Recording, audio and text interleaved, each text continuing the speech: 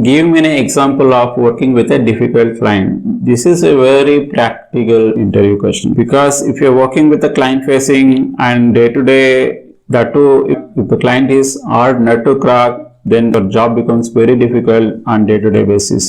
When we say client is a difficult client, whether the client is having a higher expectation or there is a different behavioral pattern than we have, or he may not be very open, or the client may not be providing all the information which you are required, or he may not be open to talk to you more often. With this, all these situations, you may feel that this client is very difficult to handle.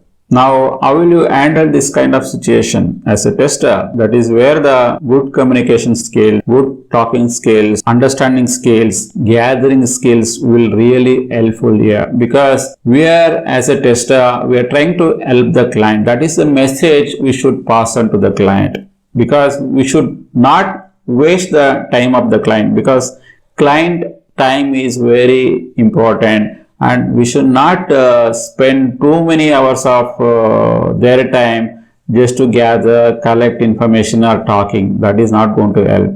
Within a short span, have a meeting, gather as much as information. Then you will also be happy and we can also get it done. So we should build ourselves that kind of skills in order to deliver the things on time, so that client will be very happy on our work. Otherwise, the client will always be difficult one. Should build rapport with the client by having the regular connect, by helping the client in a different perspective on day-to-day basis. How can you bring more value addition to the client? Then definitely client will also help us when there is a requirement.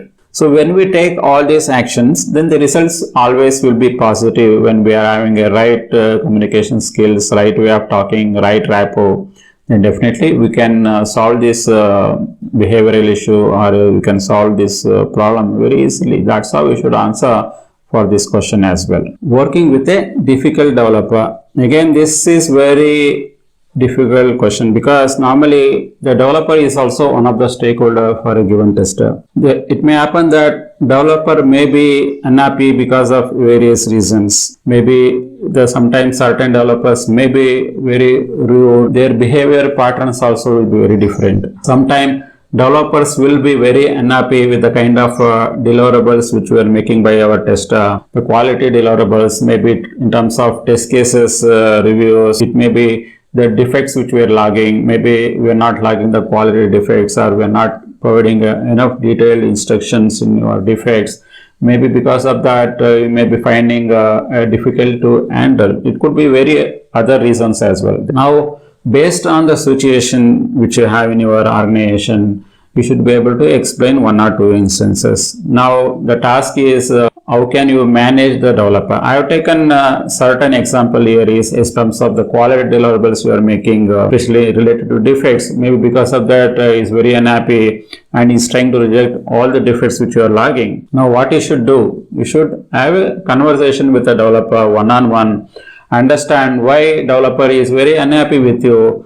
What is really looking from you? What is the expectation from you? Maybe once you have one-on-one with him and get as much as information from him, then put a action plan. And put a thought process. How can we solve all the questions which a developer is having it? Then start implementing one by one. Maybe in this situation, it is more of developers are rejecting your defects because of lack of information or not having a detailed information. Have the checklist. Whenever we say defect is logged, that means you should follow each and every information which is present in the checklist. If all the information which we dump into the defect, then only will say that is a quality defect. Means by providing all the information, that is how if you do it, then your developer will be very happy, because he is getting enough information in the defect where he is not going to reject your defects because of lack of information. This is how we should handle a difficult developer, because this is an example. I have provided one example. You can have your own different examples in your real-time situation. You might have faced many situations like this where a developer is very unhappy. Definitely, you can give a lot of examples related to your real-time situation. Next question is, can you give me an example where you find yourself working with your test manager or test lead is very difficult. This is again a difficult question to answer, because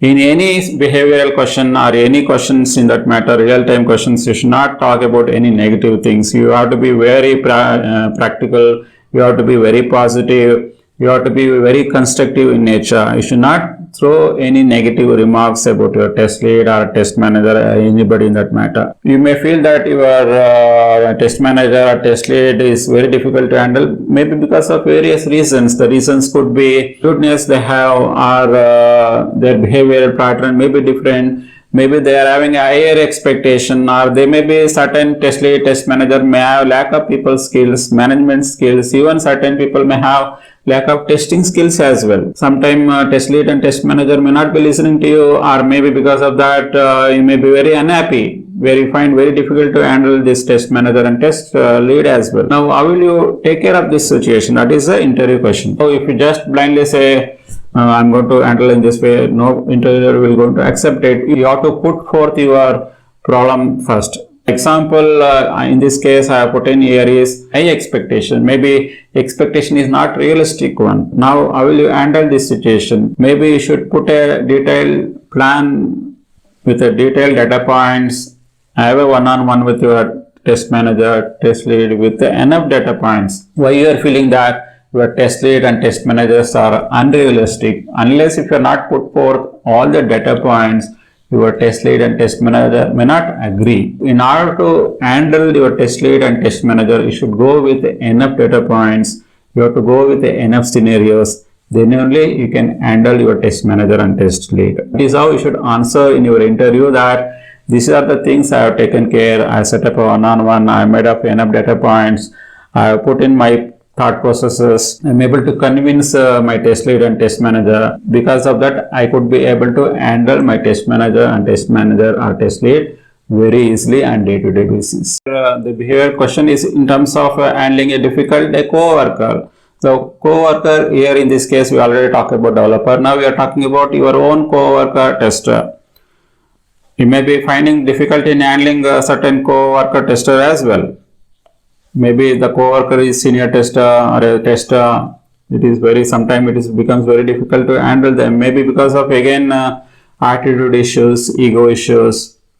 It could be behavior pattern, or maybe he is not a good team player. There could be 100 reasons might be there. Then how will you tackle that kind of co-worker? Or maybe he is not fit for the role, or his lack of knowledge is there in particular area. Maybe because of that he is not working as expected, or he is not delivering the right quality of work which you are expecting. Now how will you handle this situation?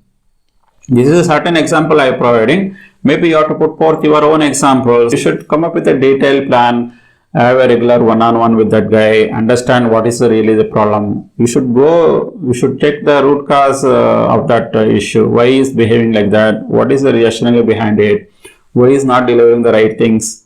Unless if you are not doing all those aspects, we cannot judge any person saying that that person is very difficult to handle. You should do the right things. You should help the other resources also. When you are able to help, that person is also becomes more productivity.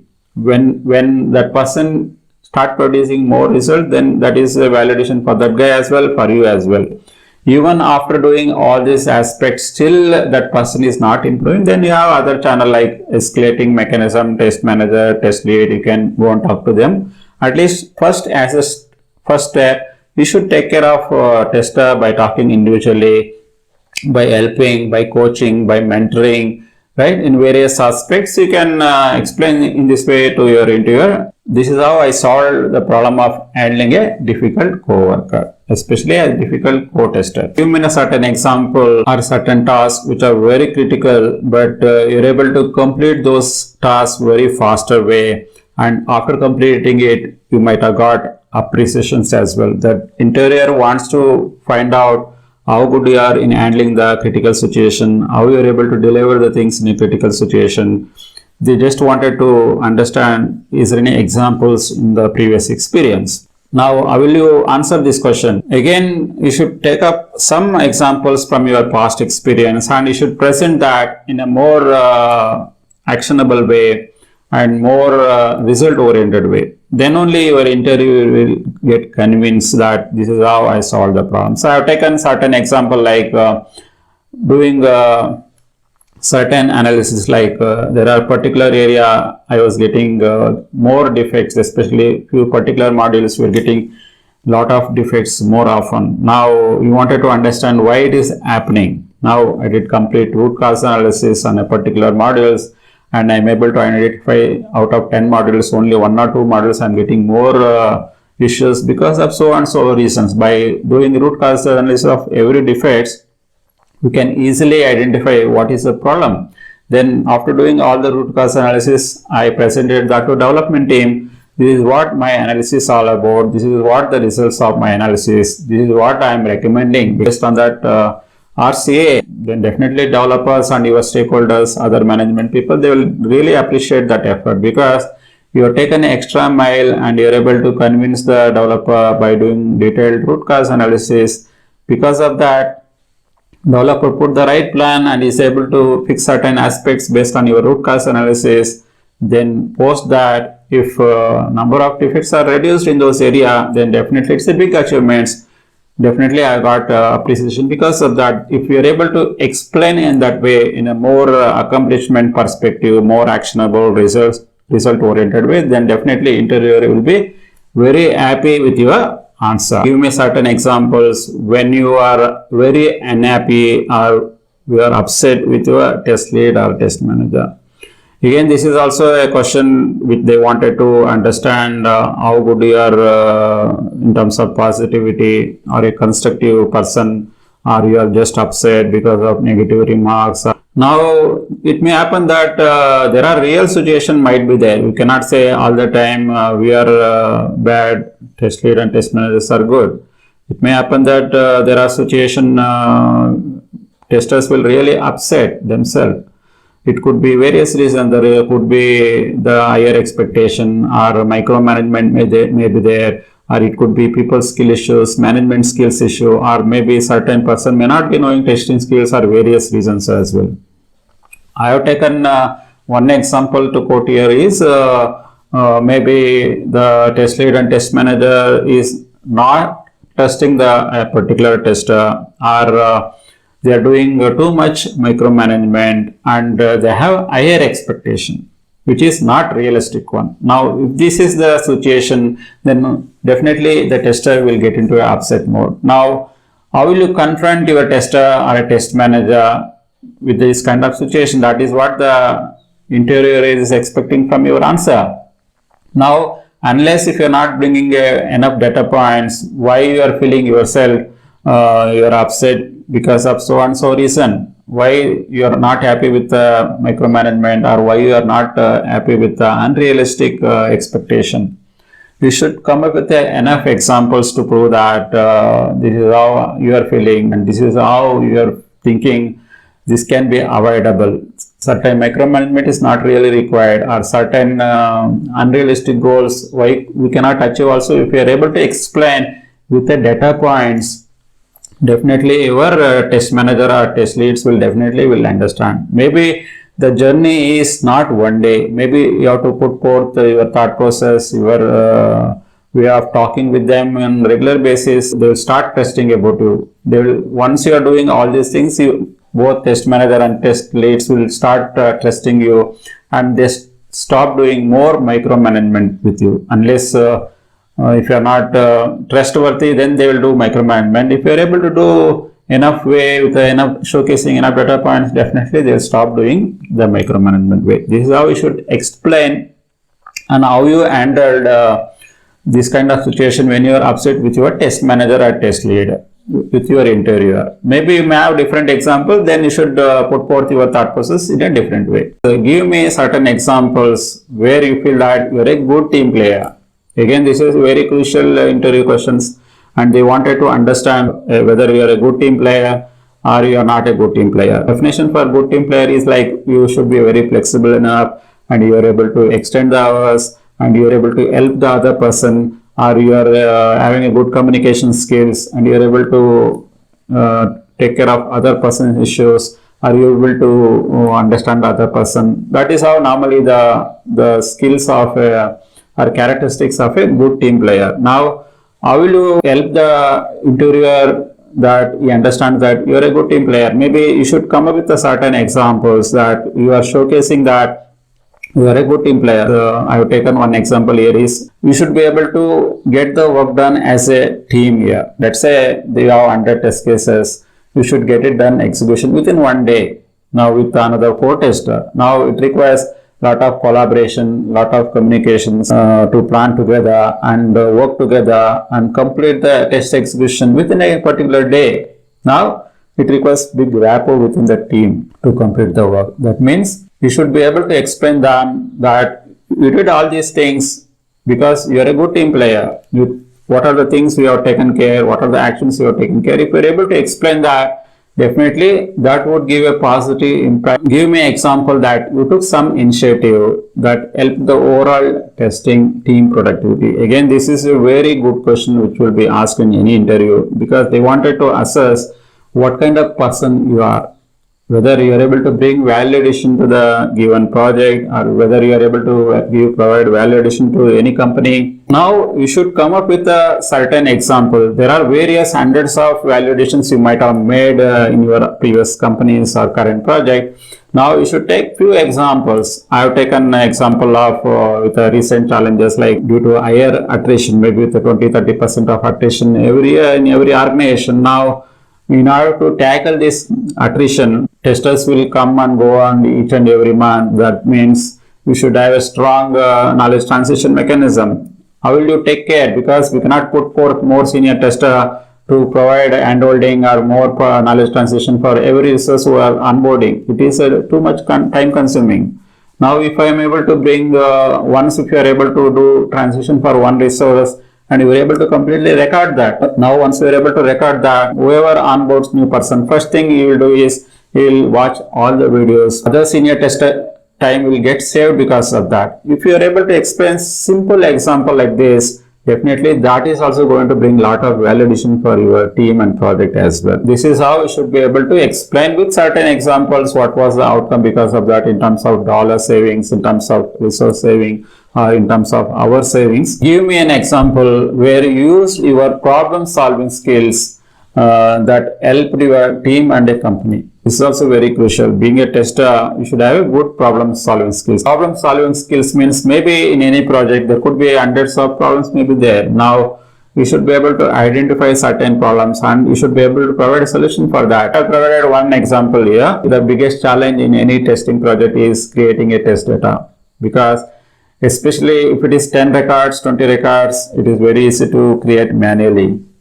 Let's say if I wanted to create the test data in millions of records, which I wanted to pump into the database, or if I wanted to create that kind of test data for our testing manually is not at all possible, right?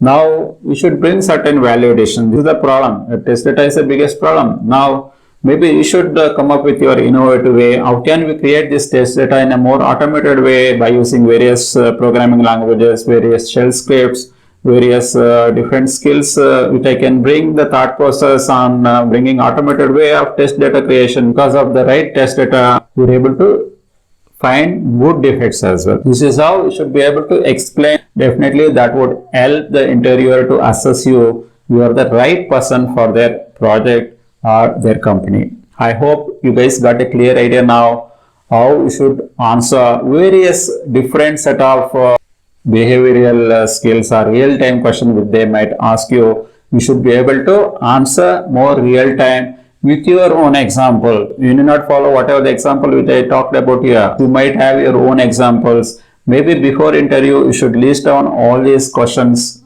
and you should be able to answer in a more different way and more comfortable way, more confidence way.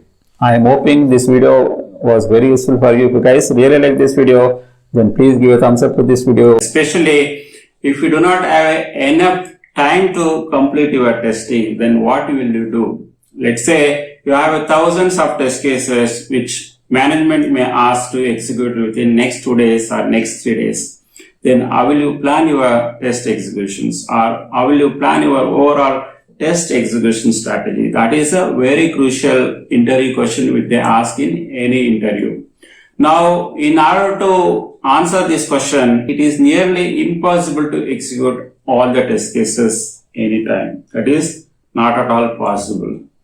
Now, we should do a different mechanism to ensure that still we cover enough test cases to ensure that we have an adequate quality in your application. We will be doing risk-based analysis by asking ourselves various questions to gather enough information to perform risk assessment. Based on that, we are going to pick the number of test cases by prioritizing it.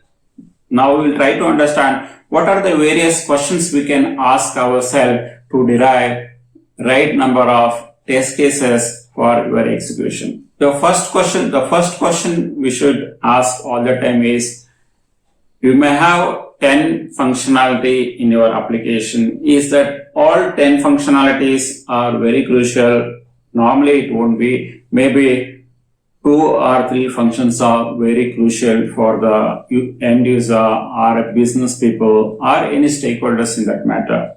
Now, our focus should be more on those 2 or 3 important features, not to the remaining 7 features, which is of low priority for the customer. Then the second question we should get answer is, out of this 10 feature, if I don't execute any particular feature, what is the impact to the customer? The impact to the customer in the sense is, one is in terms of security aspects or in terms of financial aspects, then those features you must execute because it is a very crucial for the end customer. One is security aspects, then the second one is financial aspect. So if there is any feature which is getting impacted, then definitely you should pick those test cases as well for your test execution.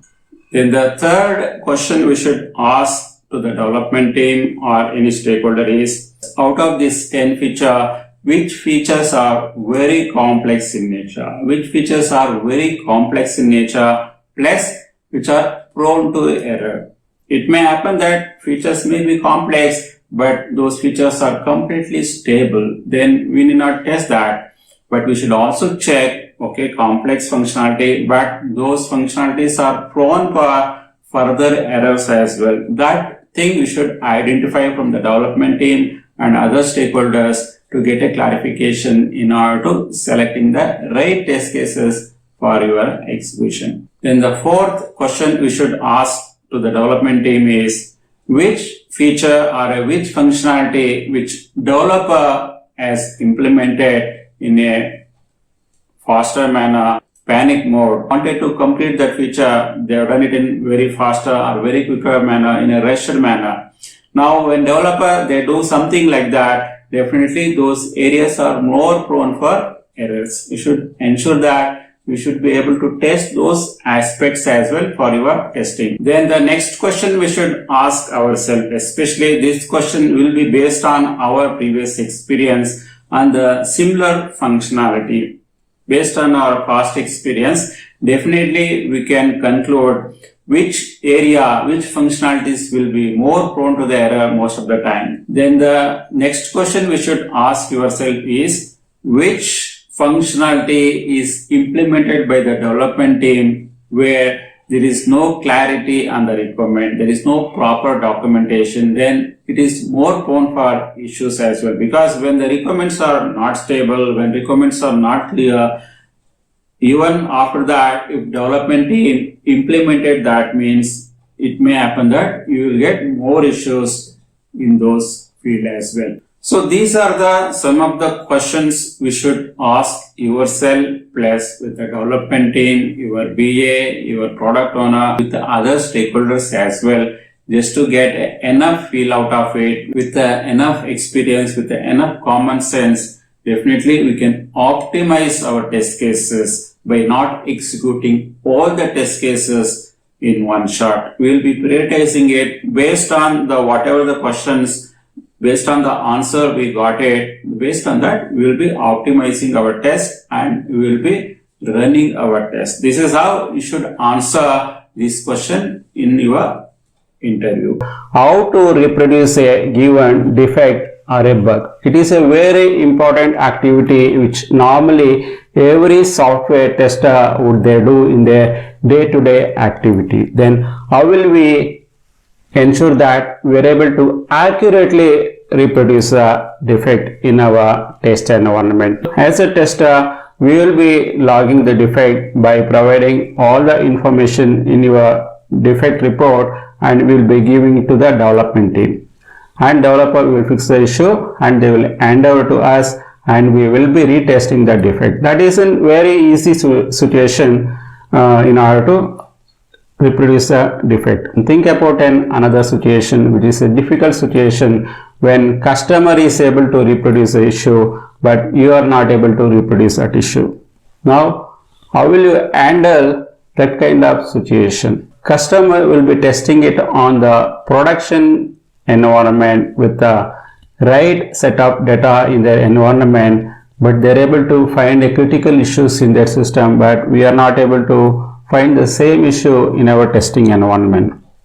Now how will you handle that situation? This is a very crucial situation every tester will face in their lifetime. Now we will try to understand when the situation is something like this, when customer is able to reproduce the issue but we are not able to reproduce the issue. Now what are the various things we should do? What are the various steps we should take to ensure that we are able to reproduce that issue? The first thing we should do all the time is we should be able to gather as much information possible from the customer, because it is not just some defect is not reproducible. They should also ensure that they should give enough information for you to reproduce. Sometimes they may give only 2 or 3 lines of text in the defect report. With that information, definitely we cannot reproduce the issue. Now what we should do is we should be able to reach out to them with all the channels, like you can reach out to them with the email, or you can reach out with them in the mobile phone, or you can set up a conference call with the customer and gather the information. Whatever the options which is available in your organization to contact with the customer, you can do that. Then you should gather as much as information from them. One is what kind of scenario which they executed, that is step 2 reproduce, step 1, step 2, step 3, what are the various steps which they perform during that situation they are able to reproduce the issue, plus what kind of different set of environment they have. They have the same release environment, or they have different browser configuration which they are testing it, or different operating system version which they are using. You should gather as much as information in terms of step 2 reproduce plus information on the infrastructure which they are using. That is the first thing we should do. Then the second thing we should also do is we should ask them various logs available in the system. Especially one is the system log itself, then the second log is your application log or your web server log, to get as much as information which we gather from those logs as well to reproduce the issue. That is the second thing we should do in order to reproduce the issue. Then the next thing we should ask them is what kind of data they have used, because the data plays a very crucial role in order to reproduce the defects or a bug. So you should also ask them for what kind of data, what kind of action. Sometimes what happens, right, there are certain situations, there are certain issues will reproduce after doing certain operation 10 times, or after doing certain operation 20 times, or after doing operation continuously for a day. Then when we are trying to do some other operation, that time also we will be able to identify or reproduce the issues. Because of that, we should ask for sequence of action, or what are the various activity which they done in last couple of hours or couple of days before they try to execute this scenario. That will also give certain indication why that issue is getting generated. We should also check for what kind of user is logged into the application when we are testing it, whether user is just an end user or whether user is an admin user, what kind of the privileges that user is having it, and what kind of configuration that individual user can do it, what are the different configuration that user is already done in that application. All this really matters in order to reproduce the issue. You should also check for the caching in the browser, because there are many issues normally we are able to reproduce or we are not able to reproduce if there is a cache is different. If sometimes we clear the cache, then system will start working. Sometimes because of cache we are not able to reproduce that issue as well. You should look those aspects as well. And there are certain operations, especially if you are trying to use back button, front button, back and forth buttons, if you are using in the browsers, then definitely that time also we will be seeing a different scenarios in your system. I hope now you guys got a clear idea how to reproduce even the complex issues if you just follow whatever the steps which I talked about. If you guys really like this video, then please give a thumbs up to this video. If you guys are not subscribed, then do subscribe. Thanks for watching this video. Bye for now. Take care.